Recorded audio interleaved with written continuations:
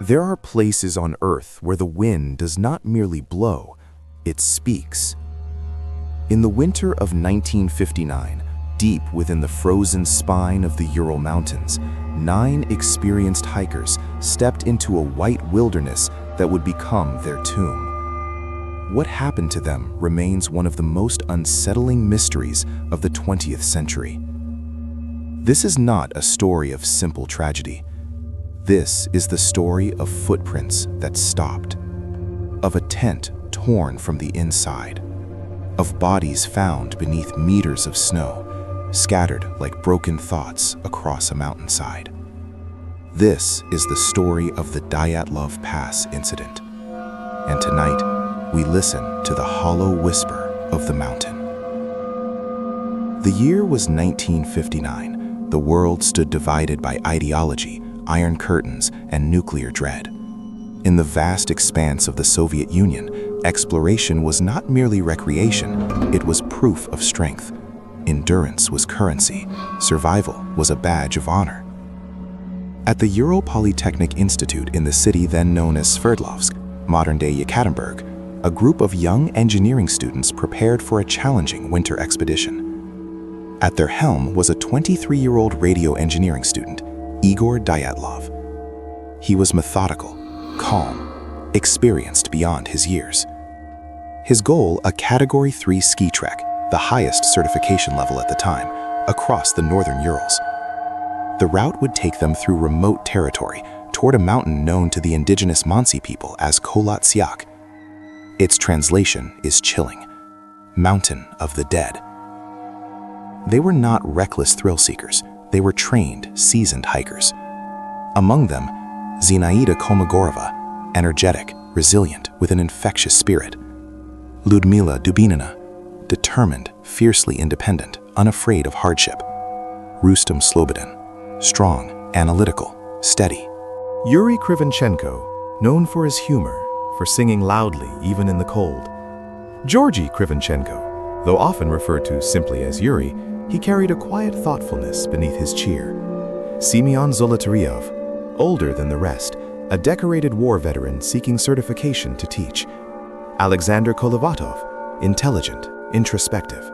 Nikolai Thibault-Brignol, athletic, determined.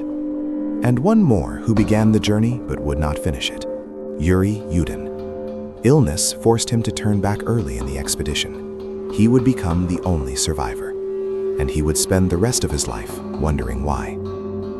On January 23, 1959, the group departed by train. Their laughter echoed in the compartments.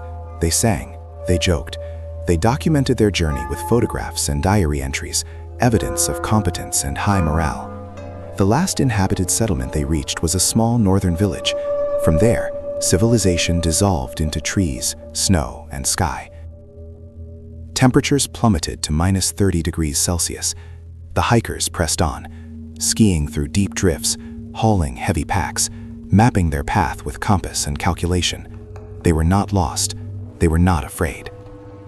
On February 1st, as twilight bled into a gray Arctic dusk, they made a decision that would echo through history.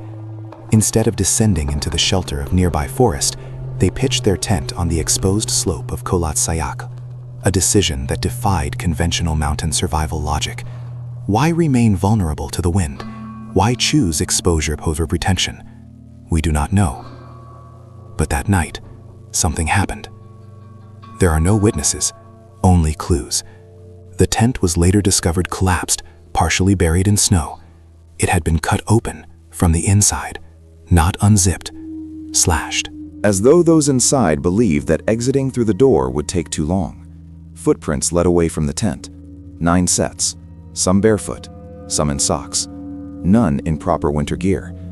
They walked, not ran, down the slope toward the forest edge, in temperatures that could kill in minutes. Why?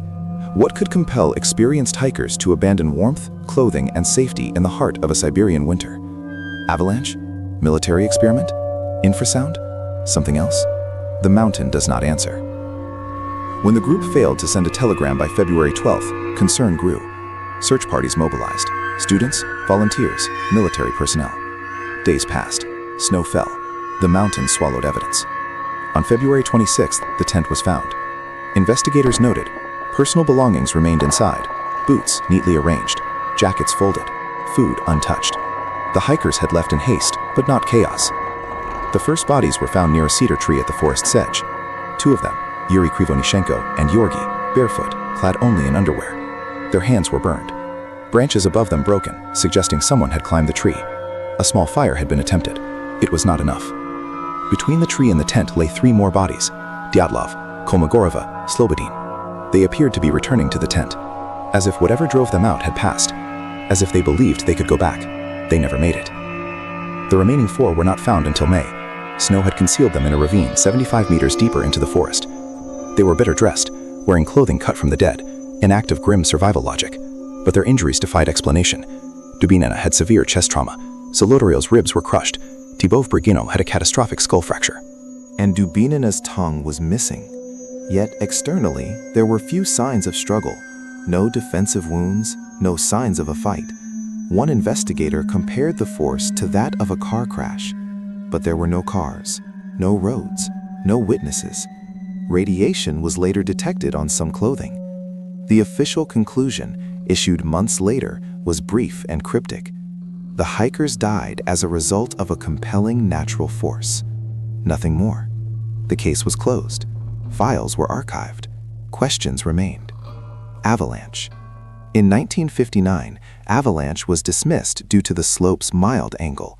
But decades later, computer modeling suggested a rare slab avalanche could have occurred, small, localized, enough to terrify but not bury completely.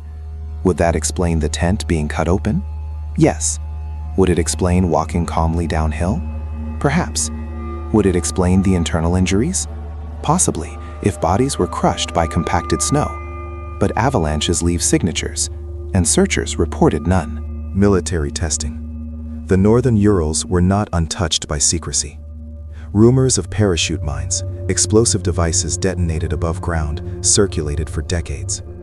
Such blasts could produce internal trauma without visible external wounds. Witnesses in nearby settlements reported orange spheres in the sky. Military documents from the era remain partially classified, but no definitive link has ever been established. Infrasound. A lesser-known theory suggests that wind passing over the mountain created Kármán vortex streets, producing low-frequency sound waves. Infrasound can induce panic, paranoia, even irrational behavior. Could the hikers have experienced sudden, overwhelming dread? Could they have believed something catastrophic was imminent? It might explain flight, but not crushed ribs. Indigenous attack. Early suspicion fell on the Mansi people. Yet no evidence supported conflict. No foreign footprints. No struggle. The Mansi themselves aided search efforts. This theory dissolved quickly. Something unknown. There are details that resist neat categorization. Why were some bodies found with their eyes missing? Scavengers, perhaps. Why the radiation? Contamination from previous work in nuclear facilities, possibly. Why the tongue? Decomposition in running water may explain it. Every question has a rational answer, individually. But collectively, they form a pattern that feels incomplete. But imagination is not evidence. Still, when 9 experienced hikers flee into lethal darkness without coats, something disrupted reason itself. In 2019, Russian authorities reopened the investigation. Modern forensic analysis, digital terrain modeling, updated avalanche simulations. The conclusion, announced in 2020, a slab avalanche triggered by a small shift in snowpack forced the hikers to cut their way out of the tent. Disoriented in darkness, they retreated to the forest. Injuries occurred during collapse into a ravine hidden beneath snow. Case closed. Again. Yet critics remain. Some forensic experts question the injury patterns. Some argue the slope angle was insufficient. Some believe state transparency remains incomplete. For many, the official answer feels tidy. Too tidy. Strip away the theories, the speculation, the fear. What remains are 9 young lives.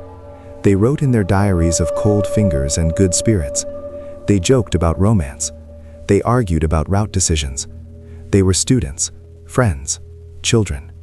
Their final moments were likely filled not with conspiracy, but confusion. Cold biting through skin, darkness pressing close, wind screaming across empty snow.